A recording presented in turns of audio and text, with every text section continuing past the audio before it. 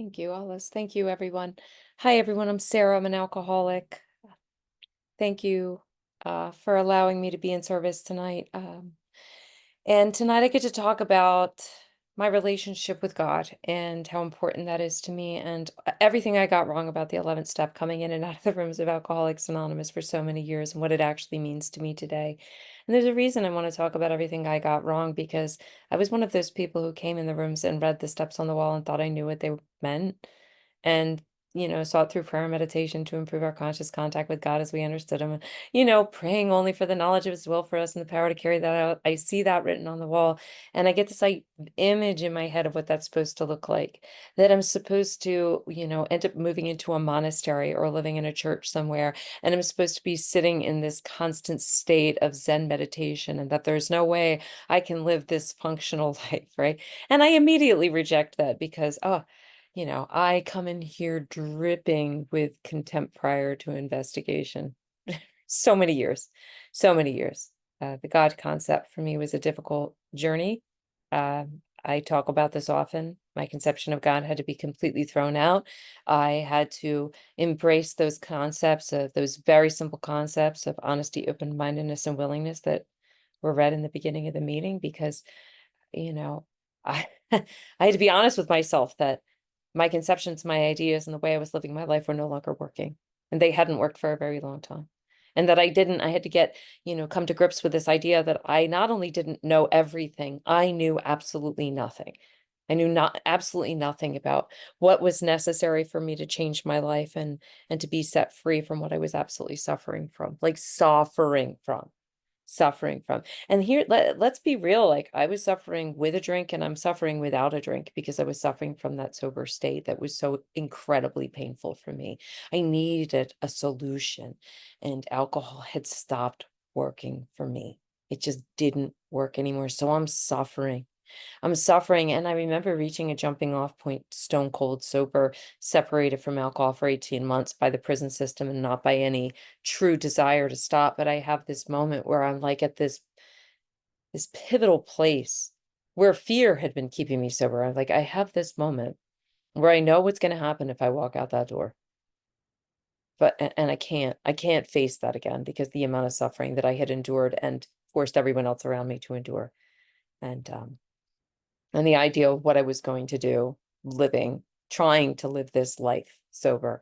And so this is really where the 11th step comes into play. And what happened for me is I reach a place of absolute brokenness. I am crushed by a self-imposed crisis. I can no longer postpone or evade at 18 months dry, nothing. Like I'm at that jumping off point, dry, sober. And I can choose to go onto the bitter end, or I can pick up this spiritual kit of tools that had been so lovingly laid at my feet, like time and time and time again, that I had rejected because the God idea I thought wouldn't work for an alcoholic like me. And so all I did was pick it up.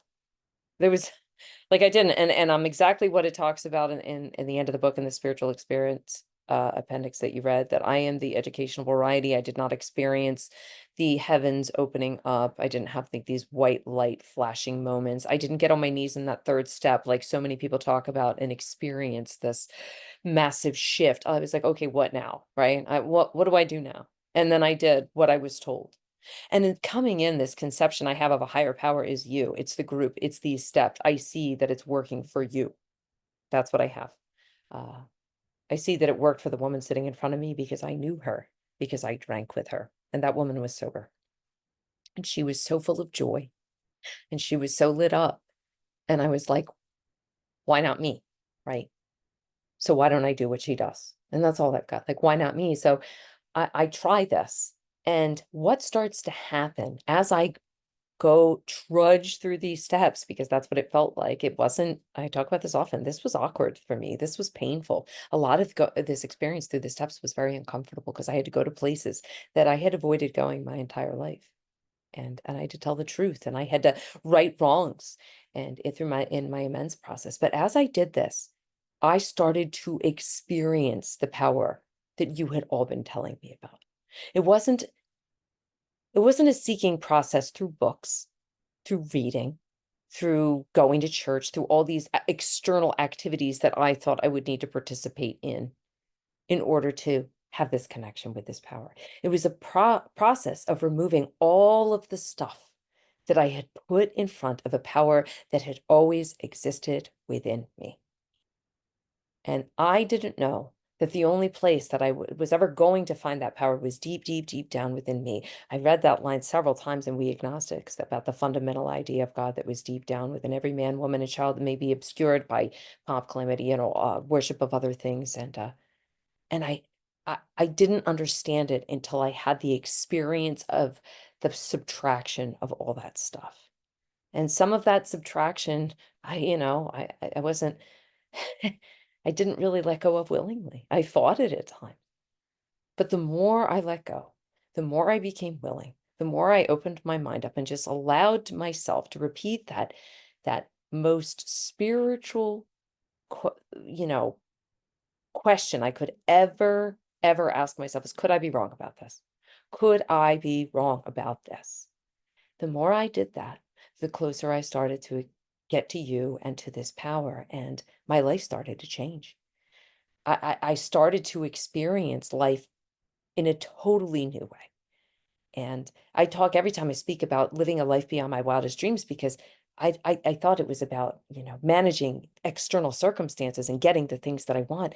Come to find out, it had nothing to do with that. It had to do with the fact that I had been given this beautiful gift, this spiritual kit of tools that allowed me to be present and a part of the life that had been going on around me this entire time and be able to experience it, which is why I picked this quote that every day is a day, right? Every day is a day in which I have to carry God's will for me into all of my activities. And this can be something I pick up joyfully. And this is kind of can sometimes be a thing that I have to trudge through that can be painful and uncomfortable. But when my will is aligned with this power, and when my feet are in the direction of this loving power, instead of pointed in the direction of my ego and my wants and my needs and my desires and trying to fulfill all that, whatever is going on the outside, I experience in a new and beautiful way. And I spent many years of my life believing I would never be able to trust my thoughts. And I come in and I'm being told I'm powerless over alcohol and my life has become unmanageable and your thoughts are unmanageable and your feelings are unmanageable. And it's true. It's true. I come in here and my thinking is so incredibly delusional. I have these great ideas of like, though this homeless guy's gonna fix me, right? And all this like this is what I think I need to be okay, right? And as I go through this process and I arrive at this steps and as I continue to do this work, what I start to realize is once I start on this journey and continue on this journey, I can actually have my mind restored to me. I don't know if I missed something vital when I, read those steps because I really thought I knew what I was doing when it talked about in the second step about being restored to sanity. Well, 10 step is already talking about it. Like we have the 10-step promises that by this time sanity will have been restored, like, returned to us. So I come in and I'm a saint and I can't trust a single thought that comes to my mind. But then as I get to this 11th step and I'm actually starting to seek a relationship with this power on a deeper level, I realize that this intuition, this vital sixth sense, this quiet, still small voice that has always been within me that I have ignored for the loud voice of the ego. Get this, do this, avoid this. Well, that chaos. When I quiet that down through these 12 steps and through this work, I can tap into that vital sixth sense. And then I begin to be guided by this higher sense of self, by this higher power, by God. And that's what it's talking about here. It wasn't. Now, I want to be very clear about what I said in the beginning. Once I start to have this experience, the book very clearly suggests that should continue to seek God through meditative practices, reading other books, seeking to see where religious people are right.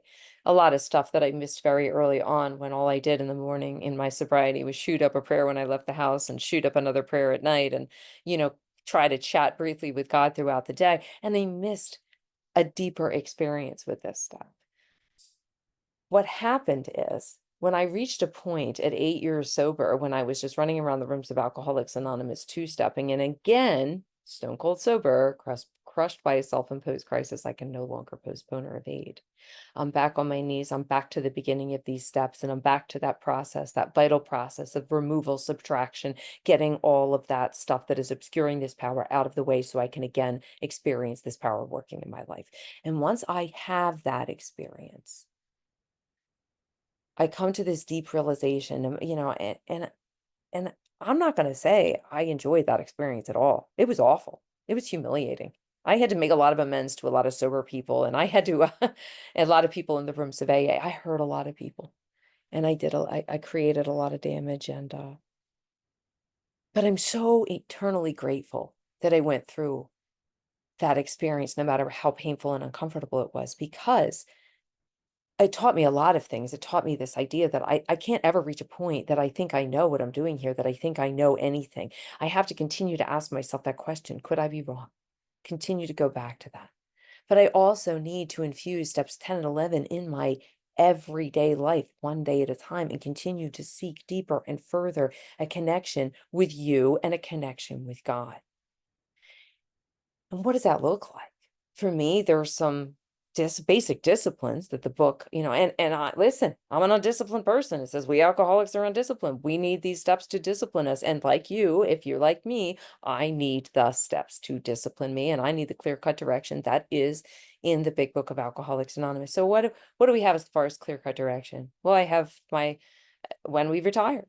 And if I'm being honest, which I have to be on this call because my sponsor's here and I usually try to do my best, but I do a nightly review written, probably 4 nights a week, and on average, on a good week, and send it out. And then the other few nights, sometimes there's a really quick prayer before I go to bed, and sometimes there's an internal review. And sometimes, if I'm being honest, I hit the bed exhausted because my day was crazy and I go to sleep, right? That's the truth. But on the nights that I do take a look at that stuff and I ask myself those vital questions, just kind of catch all the stuff I may have missed in that very important sense step.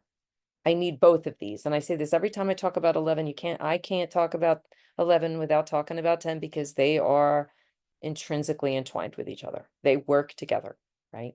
I have to get my awareness of, the problem, the ego, the thinking mind in 10, and I need the power to do something about it in 11.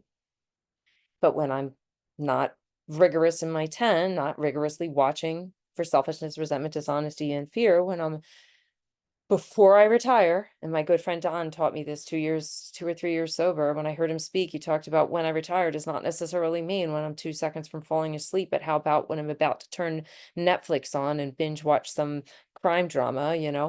It's right before I'm done for the day. I've retired, I'm done work. Whether it's the work of my vocation or the work of Alcoholics Anonymous, I'm done. And I can look at this stuff and I can be honest with myself and hopefully with another person about where I may have fallen short, where fear was driving me, where, resentment was driving me, where delusion was getting in the way, where I need to clean something up.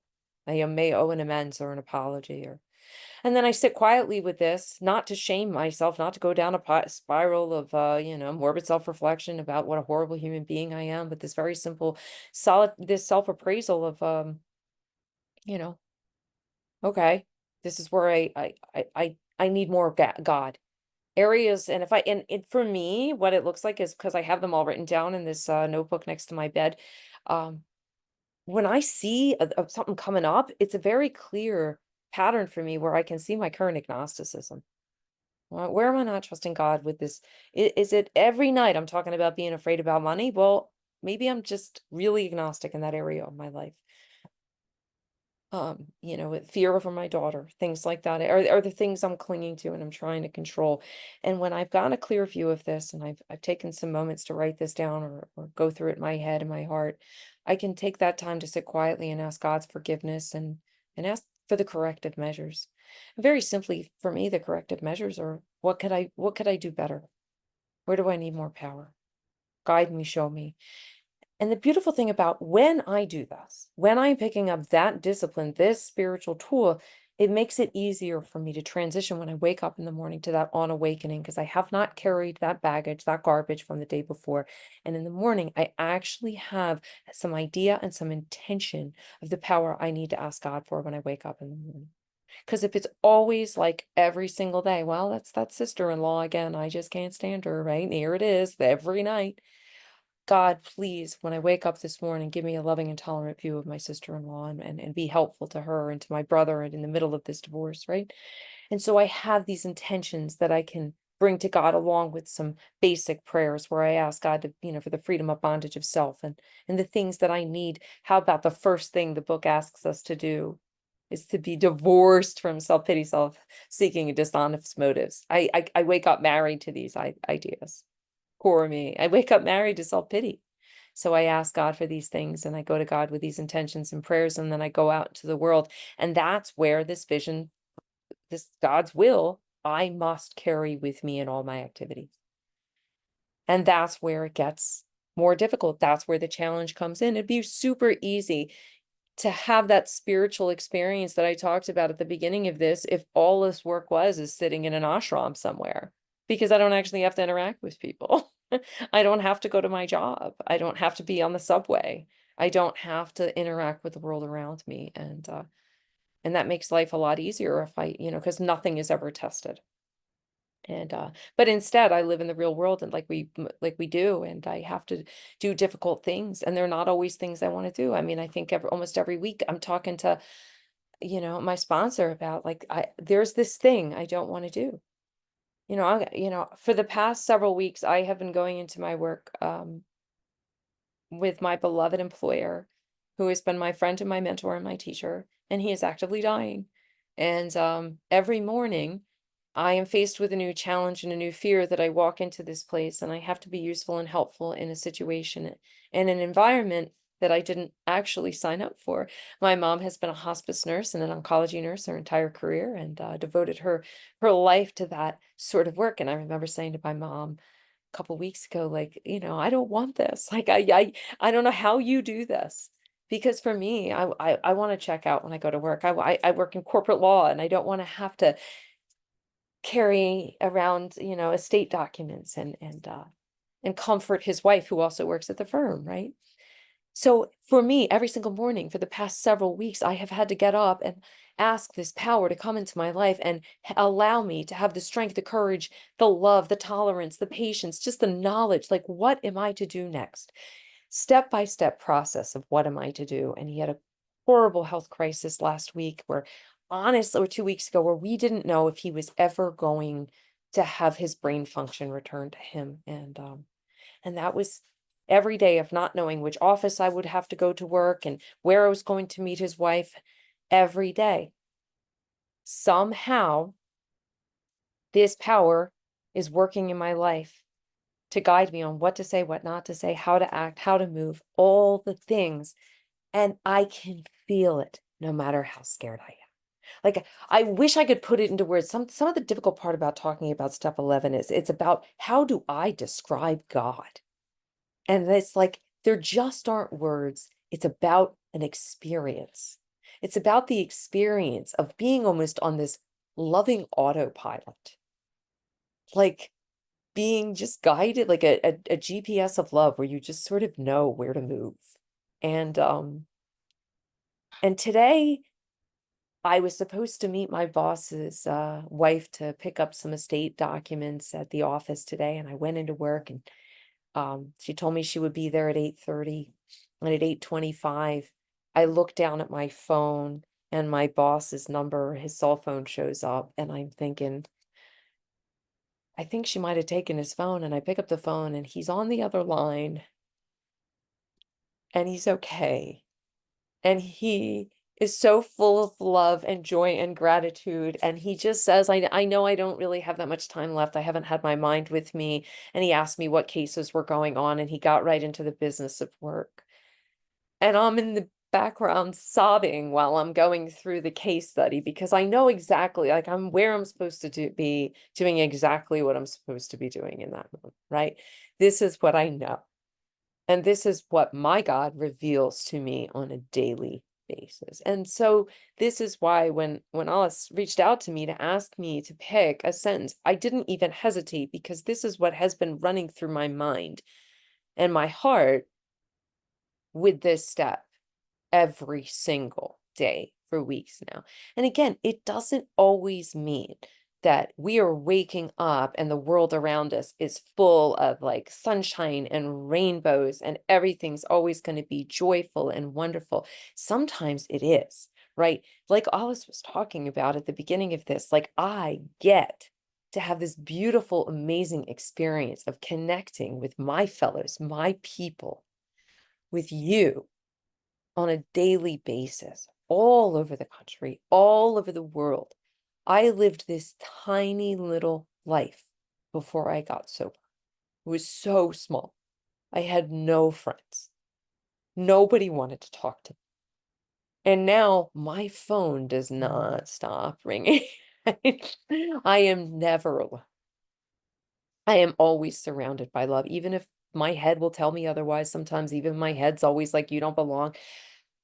There is a deeper part of me that knows and understands the truth that I have been introduced to and connected with a greater source of love than I could have ever imagined, right? So I have that gift that is been presented to me, and but it requires that I stay connected to the source within me, because I will tell you, if I don't practice 10 and 11, and I start to obscure all the love and light that is within me, I promise you, I do not show up as the same Sarah. I am not the Sarah who wants to go to be helpful at work. I am the one who's bitter and resentful and self-seeking and self-pitying and poor me. But as I continue to do this work and pick up that kit of tools one day at a time, I get to do really cool, beautiful, amazing, sometimes painful, but deeply spiritual things. I get to be the daughter who shows up at her mother's side at her sister's casket when her mother has to bury her child. I get to be the unwavering strength that I was incapable of being, and I get to comfort her. Like, that's not within my power, right? That's not something I was ever capable of before ending up in the rooms of Alcoholics Anonymous, because my go-to is run, my go-to is hide, my go-to is numb, anesthetize. I want to feel good. That's it. This 11th step is not about feeling good. It's not about experiencing spiritual highs. That's not what this is about. In fact, sometimes I did go down this really weird spiral of like 11 steps several years ago, where I just got so heavily involved in meditation that at some point I almost talked myself out of the rooms of Alcoholics Anonymous. Like, I don't feel resentment. I was just like, it was so completely delusional because I just isolated and I was just trying to quiet my mind so much that I wasn't living in the real world. The deepest spiritual experiences I've been able to have sober have been some of the most painful, like that moment next to my sister's casket with my mother, or like the interactions with my brother before his death, and my interactions with his my family, and how I was able to show up after his death, right? Like being able to experience the grief and the loss of one of my favorite human beings ever to exist, and people I did not know my life without running or hiding, without numbing the pain, without trying to make this about me, and being able to support and love all the other people around who are also grieving the loss of these beautiful human beings, right? These things are not of my power. Like, these are the things that I am not capable of on my own juice. So I have to continue to do this work to tap more deeply into this power. And you know, it's always something too, is I don't want to go too far off the rails about what specific things I do as far as my 11th step goes, simply because we're we're introduced to this idea relatively early on that we get to actually choose our own conception, right? And a lot of the ideas that were impressed upon me as a child didn't work for me coming into the rooms of Alcoholics Anonymous at all. So I am one of those alcoholics coming in who I thought I'd throw, I'll throw the baby out with the bathwater, thought I abandoned the God idea entirely. And so what happens is as I start to open my mind up more and I start to delving deeper into these practices, and I start to do a lot of inventory, because for me, having a deeper experience in the 11th step for me to have that, it was absolutely necessary for me to really dig deep in inventory at a lot of that contempt prior to investigation. I had a lot of religious entities and a lot of God ideas that were on that resentment list and kept showing back up. But once I sort of peel back all that truth and look at what was underneath that, the fear that was underneath that, I can actually I find my way back to a God and to a power that works for me. Some of it includes some of the old stuff, some of it is just new stuff, and it's just really a big old blend of all of it. But the truth is it's something that I can connect with more deeply when I seek to see where other people are right, where religious people are right, instead of looking at what I can do to pick apart where people are wrong. Because I come in here on the debating committee. Well, that doesn't make sense. I could disprove that in one argument, all of this nonsense, right? I think I'm smarter than you, but I can't breathe a sober breath. So abandoning all of those old ideas, what happened with that after I abandoned them and did this work and start connecting with you and start connecting with God, I ended up landing back in some of the same places. And so I get to have these beautiful experiences through going a little further, right? And that was something it took me a little while to do in my sobriety because, I stayed just strictly to the Big Book of Alcoholics Anonymous for a really long time, and I didn't go out and read other books. But the more I expand this, the more I expand my seeking, the more I can find what helps me more deeply connect with this power and what actually just simply doesn't work for me anymore. But the truth is like I won't know until I try. I won't know until I go seek. And I think for me, that's the seeking part. And I think that's the part that looks really different or may look really different for all of us. So I don't want to get into too many specifics, but it's something, another discipline I absolutely need to do. It's something I absolutely need to be willing to do, willing to keep an open mind and willing to go further. But for me, even with all of that, even with all the books that are out there, all the meditative practices that are out there, even with all the knowledge and the stuff that is out there for me,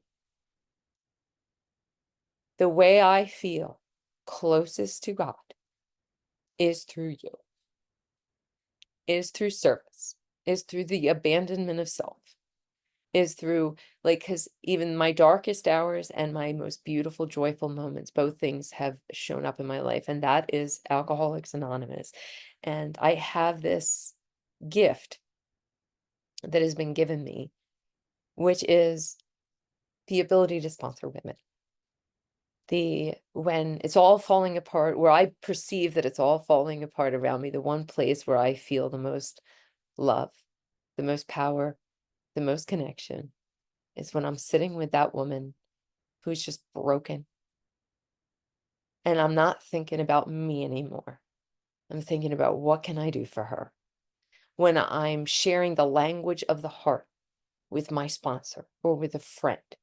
And when, like Alice said, I can be my true self, the thing that I hid from you and from everybody else my entire life, when I don't have to hide that anymore. When I can present that to the world, and the place in the world I feel most safe presenting that to is the rooms of Alcoholics Anonymous. When I can do that, that is how I connect most deeply with my higher power. That is how I connect most deeply with God. I'm not saying don't do all the other stuff. I'm not saying, in fact, the book is pretty clear. It says, nothing so much will ensure immunity as intensive work with other alcoholics. This works when all other methods fail. That kind of implies that we should try all these other methods as well, right? I have to try to connect with God. However, that for me, through all of the losses that I've experienced in my sobriety, through the painful things that I've had to walk through, the painful things that we will all have to walk through, because none of us are promised a free and easy ride here. Through all of that, the one thing that has allowed me to connect more deeply with God has been service to others in Alcoholics Anonymous. And that is a gift I am infinitely, infinitely grateful for. I honestly, my throat is starting to hurt, and I don't know if I'm not even timing myself, so I don't know how long I went on for here. But I'm going to open this up. I'm going to end here so I don't start letting too much of me get in the way here, and open it up to questions or hear from you guys. So thank you so much. I love you all. The topic is every day is a day when we must carry the vision of God's will into all of our activities. So I'm looking for hands. I can read, so I will call on you if I don't see a hand. And my friend John, come on, John. Hi everyone, my name is John. I'm an alcoholic. I'm also Alice's biggest fan, and Sarah, thank you so much for a beautiful share. My question for you is, I've been feeling extremely disconnected the last few months, and I shouldn't be, but I do. So along your journey, have you felt disconnected, and what helps you get back on track when you find yourself in those moments beyond working with others? What other suggestions might you have? Thank Ooh, you. I could do a whole hour talk about this alone right here. How many times I felt disconnected from, from others, from God, from all of this. And I love, love, love. I don't even know if you spotted that you said this, but you said something really important that is a mind trick that my head will always tell me I shouldn't be feeling this. I shouldn't be like this, right? Because once I start doing that, what happens is for me, my experience was I would say I have 8 years sober, I shouldn't be feeling disconnected, and you know what I did with that? I didn't tell anybody until it was so bad, right? Because I don't want to admit I have X amount of days, and so I'm not supposed to tell you I feel disconnected, I feel lost, I feel broken, I feel all of these things that are really uncomfortable, and you know what's crazy is once I did, I had that thought. Actually, I wasn't quite at 8 years, I had 7 years, but my head was telling me the same thing. I shouldn't feel this way. But it got so bad and got so uncomfortable that I reached this fork in the road where I just knew deep within my soul if I didn't do something, I was gonna walk out that door and probably never come back. And and what I did was I picked up the phone and I did that simple, scary, terrifying thing and I asked for help. And here's the coolest thing I found out is that the solution remains the same, whether you have 7 hours, 7 days, 7 weeks, 7 months, 7 years, 70 years, the solution remains the same. For me, what it required is I kind of had to go back to the beginning to look at some first step problems, on manageability stuff I was having, second step, agnosticism stuff, third step. Was I making that decision to turn my will in, or was I like I was living in pages 60 to 63. It was like I just wanted everybody to play by my script. Like I literally had to go back to the beginning without a drink in my hand. And what happened was I had a new experience with these steps, looking at it from a sober angle, from this emotional sobriety standpoint, where it was no longer about actively drinking. It was about what was going on with the spiritual malady within me and doing some house cleaning there before it got to a drink again. Because I know my truth. I know my truth in the beginning and then it'll always go back there if I don't do something about it. That's why I do not have that power. But that power can be restored to me if I continue to do this work. So I hope that helps or answers your question. Thank you for a great question, John and Sarah. Thank you for a beautiful, beautiful answer. Come on, Zelda, come on in. Hi. Andrew, you're up next. iPhone, please cut your camera on for us. Hi. Sarah, what a beautiful share. When you ended, I was just like, oh my God, she's finished. I need more. Zelda Alcoholic Addict. My question is you ended the share where before I get into it, let me end. How do you know when it's more God and less you in what you're saying or how you're speaking versus to a newcomer or just speaking in general? And what do you do to stay in God and less of you? Thank you, Zelda. That's actually a really good question. I had a friend of mine ask me because I've been speaking a lot lately, and friend of mine asked me, "How do you prepare to speak?" And I said, "I don't." And I'll tell you why I don't, because the second my head starts telling me, well, if you said this, you would sound really smart or intelligent, or if like my head is trying to work a way to sound impressive in any way, that's me. That's me. There's this like stage character of Miss Alcoholics Anonymous that wants everybody to cheer and say, "Oh, hello, you just saved everybody in AA." It's nuts, and it's like I can hear it. Like I can almost watch it enter the chat. Uh And when I see it come in, I can just spot it, like where it's starting to critique what I'm saying.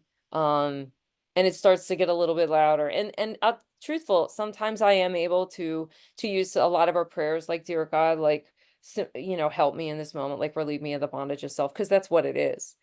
It's a bondage. It's an idea, it's a false belief and an idea that I have to say or do something different.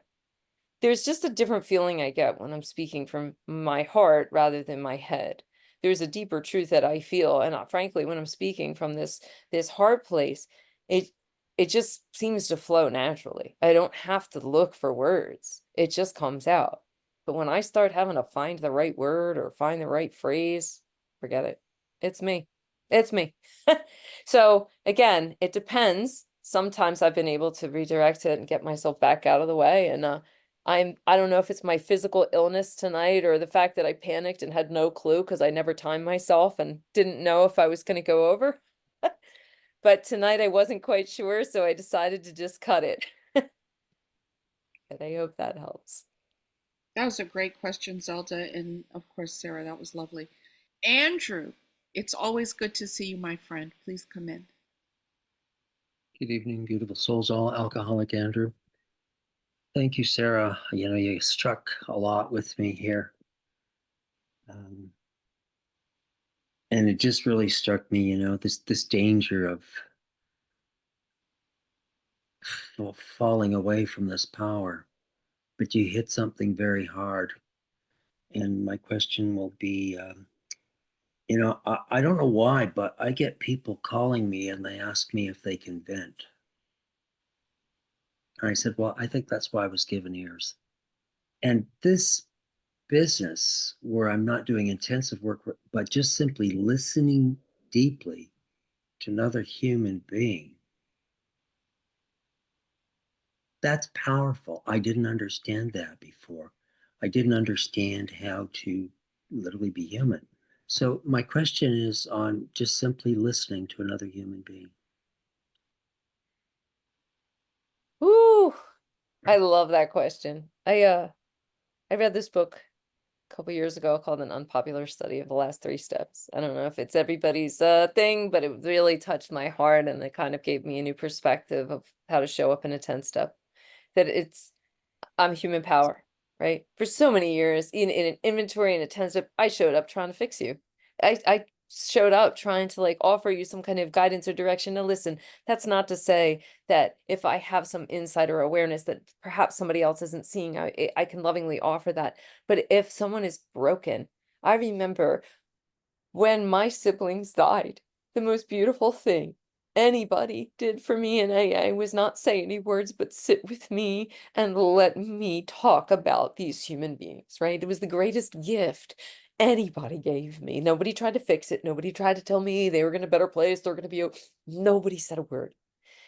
That holding that space, the love and the power that exists in that space, that is God. That is love right there. That's what I feel about that. And I want to say I wish I had learned that sooner because I spent a lot of years in AA trying to fix people when they called me with a problem. And what I really want to do is just try to love people. And but you know what? I had to have that experience too. I had to have the experience of trying to manage them and then understand that the true journey for me now is like, and the true service I do provide is to hold that space and that love for another one of God's kids, especially when they're suffering. So thank you for that absolutely beautiful question. Thank you, Andrew. Thank you, Sarah. Michelle. Hi, Sarah. I really, I'm listening to all these questions and then my head got all scrambled because basically I don't even know. You just touched me because I think I identified so much with you that, I came to Alcoholics Anonymous at the age of 25 and I'm now 75. So that's 50 years of sobriety.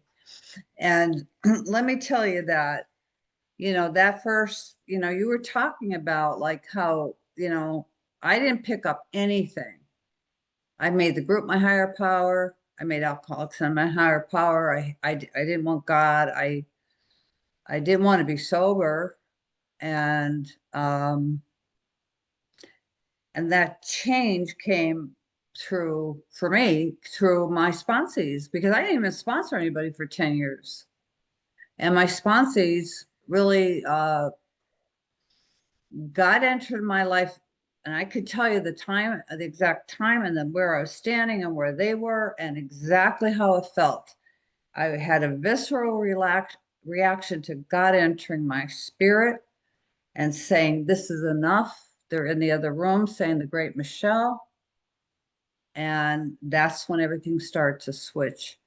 And also the fact that how do well, I lost my husband, my sister first, my husband, and now just recently my brother-in-law.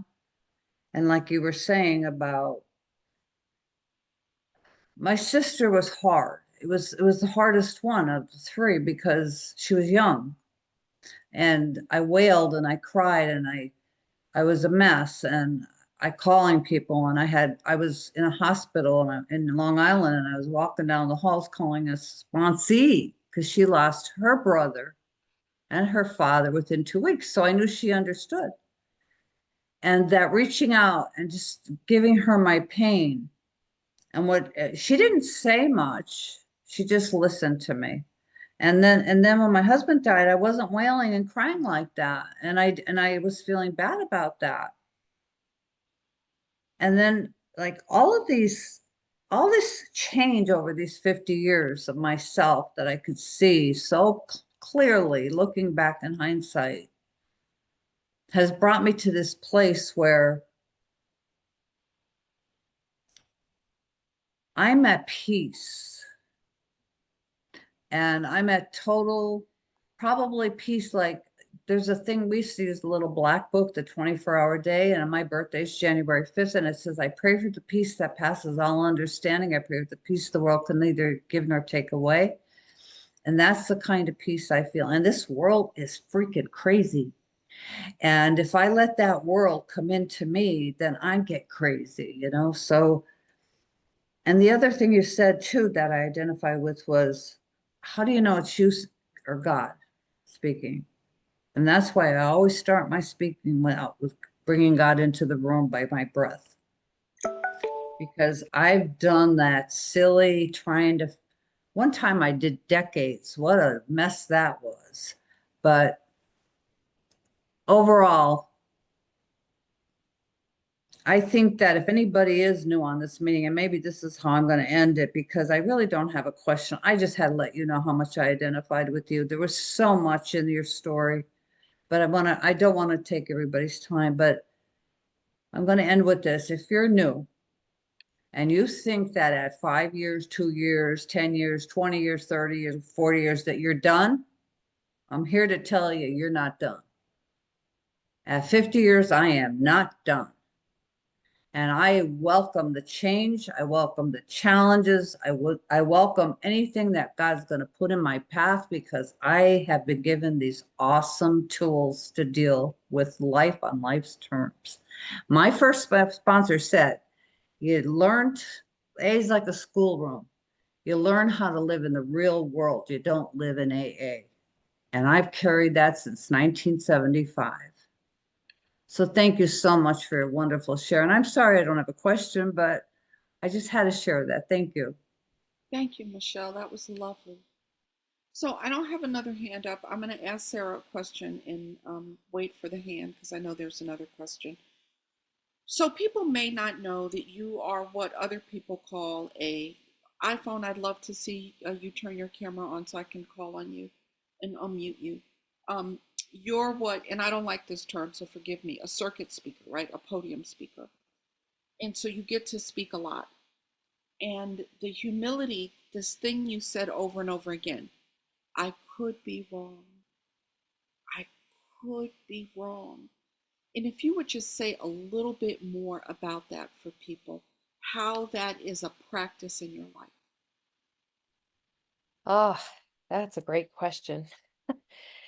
So, I had this experience several years ago where I through speaking and connecting with people all over the country. I was out on the West Coast in Seattle, and I connected with somebody who I sort of knew through a mutual friend. who talked to me about this idea of going back and unraveling a lot of the core beliefs I had and looked at an inventory from a core belief standpoint, like the things that I had been believing about the world and its people my entire life, like starting from a very young age. And I started to look at inventory and do some practices that helped me look at inventory, that all my resentments and all of my fears and all of these judgments and opinions and ideas that I have about the world are all based on a core belief system that I have been carrying with me for as long as I remember, right? And some of it starts from pain and trauma and loss, and some of it starts from just a protective, something I've been doing to try to protect myself my entire life, right? I don't necessarily believe I used to think the ego was evil and bad. I don't necessarily believe that. I think it's been trying to protect me my whole life. It just has no idea how. And it offers me a lot of crap.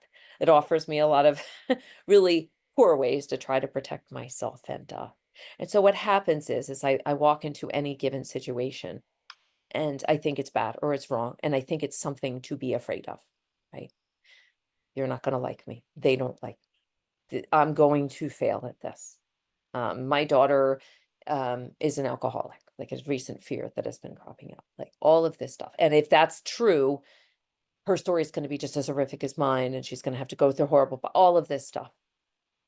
And the question, could I be wrong, is the question I need to ask myself in those moments of all those ideas, all those opinions about, oh, my sister-in-law is evil and she wants to destroy my brother.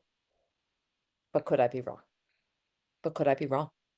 Could it be that she's scared?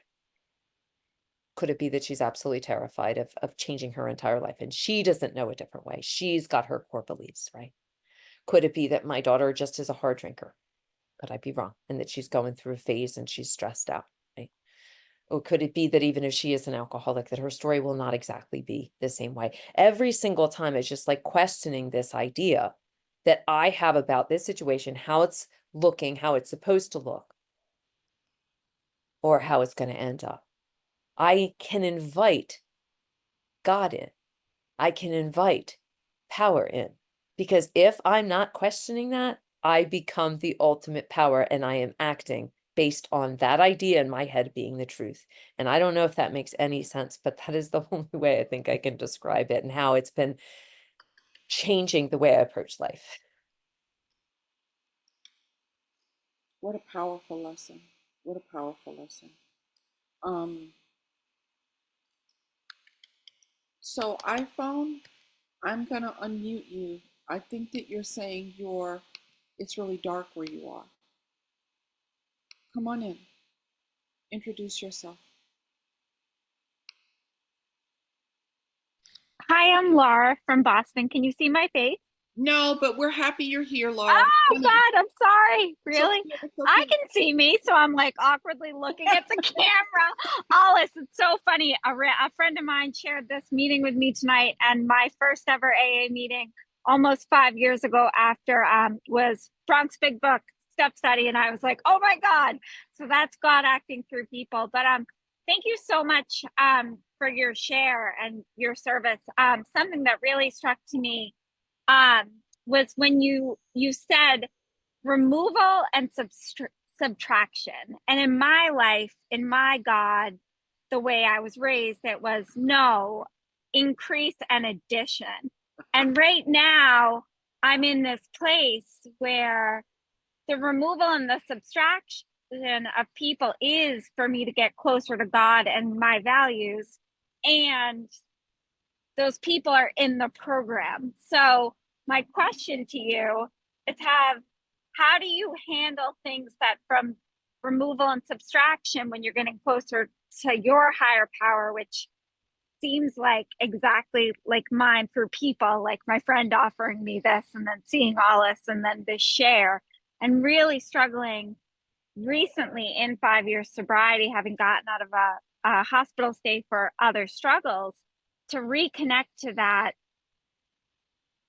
power that got me sober 5 years ago. And do you run up against that? And if so, how do you handle when it seems like you're going against the grain, removing and subtracting, but it's for the good, to be able to give service to people that are my same vibe and same energy, if that makes any sense. Oh, yes, it does. I figured. Yeah. And so this is a little uncomfortable for me to talk about because I don't want it to get taken the wrong way, but I come into Alcoholics Anonymous and I read the phrase love and tolerance of others is our code. And I took this to a very extreme degree, and I put myself in positions and in friendships and relationships with people who were causing me active harm, and accepting unacceptable behavior under the guise or message of love and tolerance is our code. And I walked in here with a lot of fear and self-doubt and self-loathing and lack of self-worth.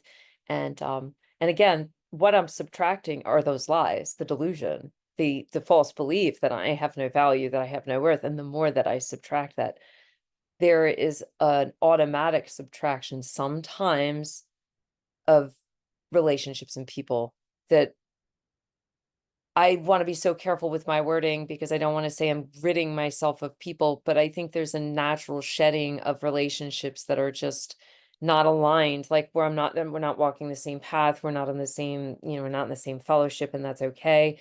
My amazing sponsor just told me a few months ago, when I lost two friendships that I thought were very dear to me, that the greatest gift that I received such an infinitely priceless gift from two people who had harmed me, and with their words and their behaviors, was they gave you the greatest gift imaginable, which is the truth of who they are and the path they're on and where they are. And that's it.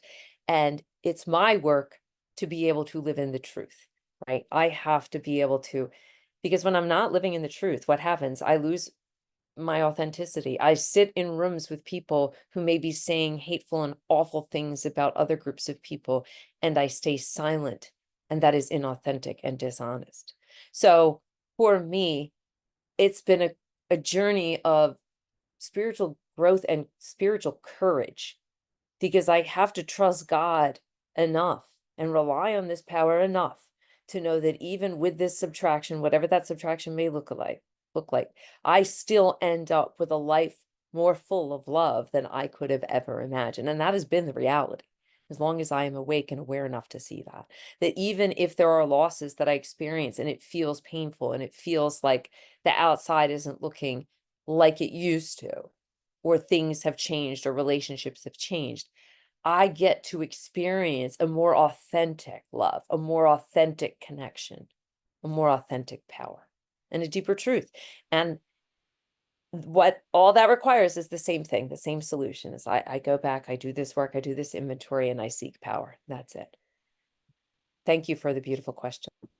Thank you for the beautiful question, and thank you for sharing with us the magic of Alcoholics Anonymous. It was good to see you.